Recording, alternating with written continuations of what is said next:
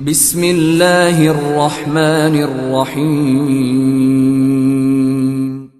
In the name of Allah, the Beneficent, the Merciful. حضرت ذوالقرنین کون تھے؟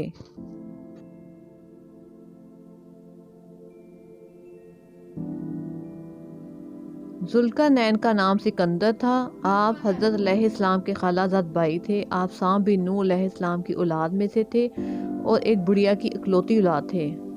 ذوالقرنین 2 سینگوں والے اس لیے مشہور تھے کہ انہوں نے تبلیغ کے لیے دنیا کے دونوں کونوں کا چکر لگایا تھا۔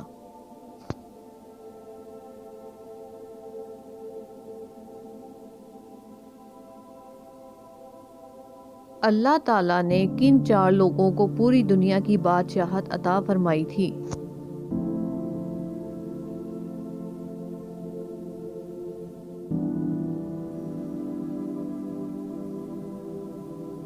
اللہ تعالیٰ نے 4 لوگوں کو بادشاہت عطا فرمائی۔ ان میں سے 2 کافر تھے جن کا نام بخت نصر اور نمرود بن کنعان تھا۔ 2 مومن تھے جن کے نام یہ ہیں: حضرت سلیمان بن داؤد، ذوالقرنین علیہ السلام۔ آب حیات کے چشمے سے پانی حضرت خضر نے یا حضرت ذوالقرنین نے پیا تھا؟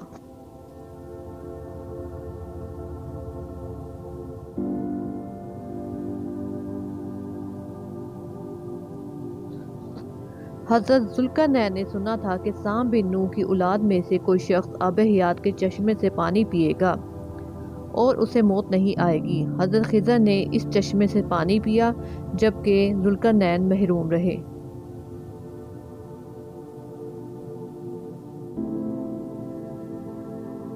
ذوالقرنین مغرب کی جانب تمام منزلیں طے کر کے کیسے مقام پر پہنچے؟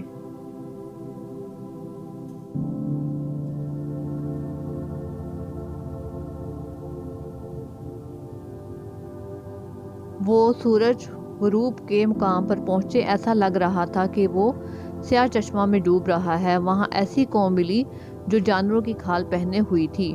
اس قوم کا نام ناسک تھا اور اس کی غذا صرف مردہ آبی جانور تھے۔ ان میں سے کچھ ایمان لے آئے اور باقی مارے گئے۔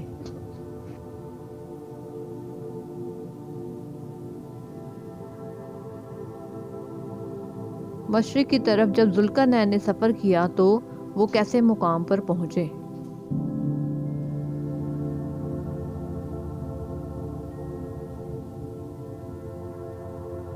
مشرق کی طرف سورج طلوع ہونے کے مقام پر پہنچے۔ وہاں انہوں نے ایسی قوم دیکھی جن کے پاس گھر اور عمارت نہ تھی۔ یہ لوگ سورج نکلنے کے بعد غاروں میں چھپ جاتے اور غروب ہونے کے بعد غاروں سے باہر نکل کر روزی تلاش کرتے۔ جس نے دعوت قبول کی ان کے ساتھ اچھا سلوک کیا گیا اور کچھ مارکے میں مارے گئے۔ شمال کی طرف سفر کرتے ہوئے ذوالقرنین کہاں پہنچے؟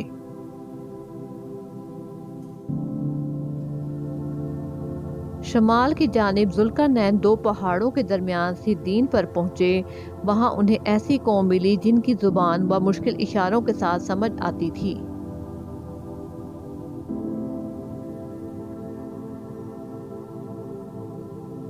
ان لوگوں نے حضرت ذوالقرنین سے کس کے مظالم اور اذیت رسائی کی شکایت کی؟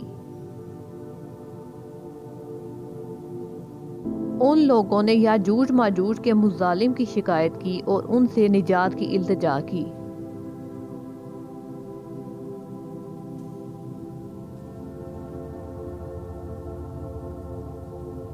یاجوج ماجوج کیسی قوم تھے؟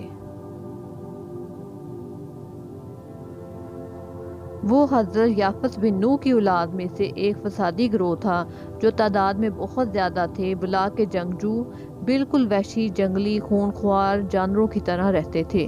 ربیع کے موسم میں باہر آتے، غاروں سے نکل کر تمام کھیتوں کی سبزیاں کھا جاتے اور خشک چیزوں کو اپنے اوپر لاد کر لے جاتے۔ چھوٹے بڑے جانور جیسے بچھو، سانپ، گرگٹ اور انسانوں کو بھی کھا جاتے۔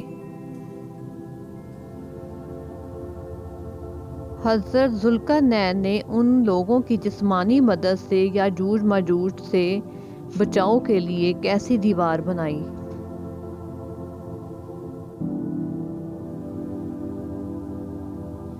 ذوالقرنین نے دونوں پہاڑوں کے درمیان بنیادیں کھدوائیں، یہاں تک کہ پانی نکل آیا تو وہ پگھلے تانبے کے گارے سے پتھر جمائے گئے، لوہے کے تختے اوپر نیچے رکھ کر ان کے درمیان کوئلہ اور لکڑی بھر دی گئی اور اس میں آگ لگا دی، لوہے کے تختوں کو پہاڑ کی اونچائی تک بلند کیا، دونوں پہاڑوں کے درمیان کوئی جگہ نہ چھوڑی، اس طرح یہ ایک مستحکم دیوار بن گئی۔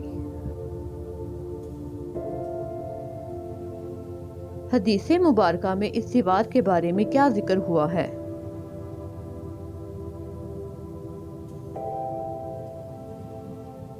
یاجوج ماجوج روزانہ اس دیوار کو توڑتے ہیں، جب دیوار ٹوٹنے کے قریب ہوتی ہے تو اس میں سے ایک بندہ کہتا ہے کہ باقی دیوار کل توڑیں گے، دوسرے دن وہ دیوار پہلے سے زیادہ مضبوط ہوتی ہے، قیامت کے نزدیک جب یہ لوگ دیوار توڑیں گے تو ان میں سے ایک بندہ کہے گا باقی دیوار انشاءاللہ کل توڑیں گے، اس کلمے کی برکت سے وہ دیوار اگلے دن ٹوٹ جائے گی۔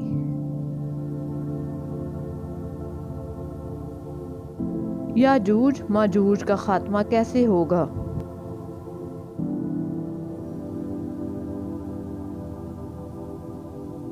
قیامت کے قریب یاجوج ماجوج زمین پر نکل پڑیں گے اور ہر جگہ فتنہ و فساد اور قتل و غارت کریں گے، چشموں اور تالابوں کا پانی پی جائیں گے، درخت اور جانور کھا جائیں گے، مکہ مکرمہ، مدینہ اور بیت المقدس میں یہ لوگ داخل نہ ہو سکیں گے، حضرت عیسیٰ کی دعا سے ان لوگوں کی گردنوں میں کیڑے پڑ جائیں گے اور وہ مر جائیں گے۔